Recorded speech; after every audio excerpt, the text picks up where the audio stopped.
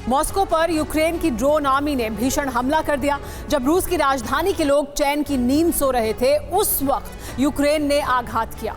Kursk में रूस को बड़ी चोट पहुंचाने के बाद अब इस ड्रोन अटैक के बाद विध्वंस की एक नई सीरीज देखने को मिल सकती है। पुतिन के इंतकाम की ज्वाला धधक रही है, बस इंतजार है एकदम सही मौके की। मसलन अब स्थिति बेहद गंभीर हो गई है। इन सब के बीच पीएम मोदी यूक्रेन पहुंचेंगे, जिस पर दुनिया की नजर है। जहां एक तरफ पीएम का शांति संदेश है, वहीं दूसरी ओर यूक्रेन का बारूदी ऐलान। टीवी 9 ग्राउंड जीरो पर मौजूद है। कीव की हर हलचल, हर खबर, हर तस्वीर आप तक हम पहुंचा रहे हैं। इसी से जुड़ी एक बड़ी खबर भी बता देते हैं। यूक्रेन के युद्ध क्षेत्र में पहुंचा है टीवी 9 भारतवर्ष। यूक्रेन के कीव पहुंचा टीवी 9 भारतवर्ष। बूचा में युद्ध से तबाही की तस्वीर दिख रही है। बूचा में रूसी हमले के टीवी 9 पर सबूत देखने को मिल रहे हैं कि किस तरह से बूचा में लगातार हमले किए गए हैं और अब युद्ध की तबाही की तस्वीरें दिख रही हैं। हमारे साथ बूचा से ही लाइव जुड़ गए हैं टीवी 9 भारतवर्ष संवाददाता विपिन चौबे। विपिन, आप पहले भी यहां पर पहुंचे थे और अब एक बार फिर युद्ध क्षेत्र में हैं। तब से अब तक कितना कुछ बदल गया है, कितनी तबाही देखने को मिल रही है?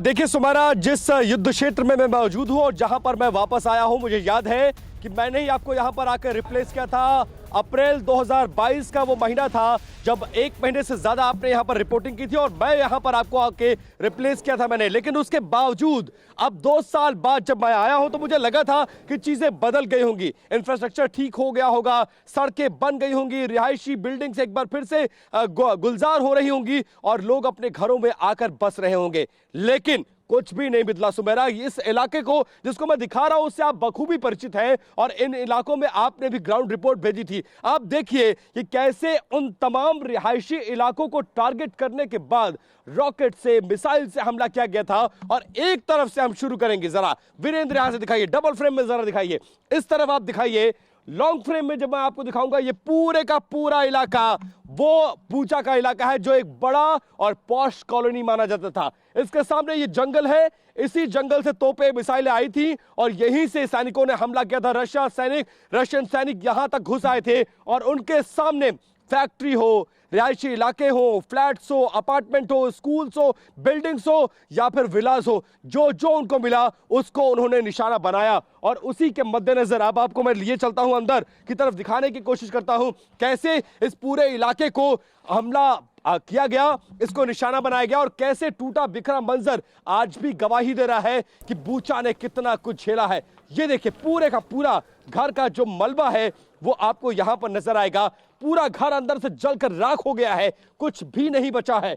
बाहर सिर्फ ये मलबा है और ये मलबा बताने के लिए काफी है कि अब भी इस घर में रहने वाले लोग, अगर कोई बच भी गया होगा तो भी आने के लिए तैयार नहीं है। और ये मलबा गवाही है रशिया के उस जुल्म सितम का, या यूं कहें युद्ध की उस विभीषिका का जो बूचा के लोगों ने झेला है।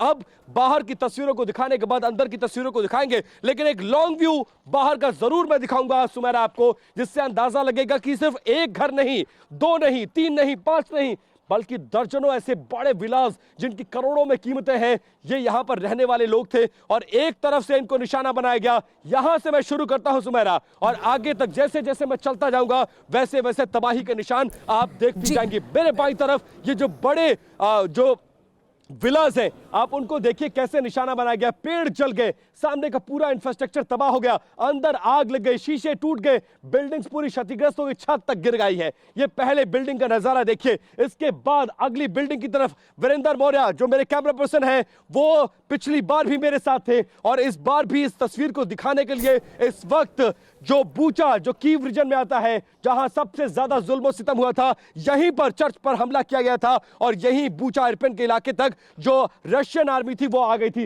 ये पहली बिल्डिंग आपने देखी, इसके बाद ये दूसरी बिल्डिंग देखिए, ये तीसरी बिल्डिंग देखिए, ये चौथी बिल्डिंग देखिए, ये 5वीं, 6वीं, 7वीं, 8वीं, 9वीं, 10वीं, गिनती खत्म हो जाएगी। लेकिन बर्बादी के ये निशान खत्म नहीं होंगे सुमेरा, जो अपने आप में बताने के लिए काफी है कि हालात आज भी की वे बदले नहीं है। आज भी सुबह से रेड अलर्ट सायरन बज रहे हैं और 12 बजे रात से लेकर सुबह 5 बजे तक का वक्त सबसे ज्यादा क्रूशियल होता है। इसी वक्त हमले को अंजाम दिया जाता है, तब जब आधी दुनिया सो रही होती है, आधा से ज्यादा यूक्रेन सो रहा होता है। सिर्फ सेनाओं के अलावा बाकी लोग अपने घरों में आराम कर रहे होते हैं। अब अंदर जब इस तरह के हमले होते हैं सुमेरा, तो अंदर का जो विभत्स नजारा होगा वो कैसा होगा, वो आपको समझाने की कोशिश कर रहे हैं और अपने कैमरा पर्सन वीरेंद्र मौर्य को कहेंगे कि अंदर लेकर आए। और आप देखिए, जब बाहर से इतना खूबसूरत स्ट्रक्चर रहा होगा तो अंदर इसके इंटीरियर में कितना पैसा खर्चा गया होगा, कैसे सपनों के इस घर को बनाया गया होगा।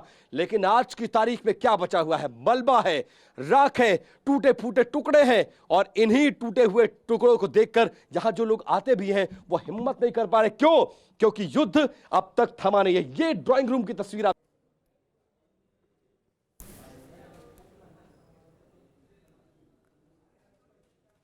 तो विपिन हमें दिखा रहे हैं कि किस तरह के हालात हैं, किस तरह से तरफ का जी विपिन।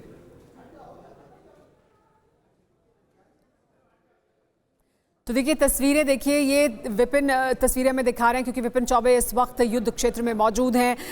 वो मौजूद हैं बूचा में, वो यूक्रेन में मौजूद हैं और दिखा रहे हैं कि वहां किस तरह की तबाही हुई है।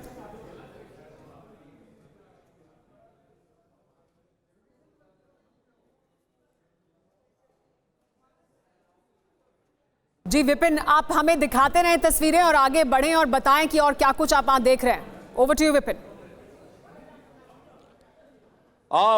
बिल्कुल सुमेरा, देखिए मुझे बीच में आपकी आवाज आई, मुझे रुकना पड़ा और आपको मैं दिखा रहा हूं कि सबसे पहले आप इस बिल्डिंग के पीछे का व्यू,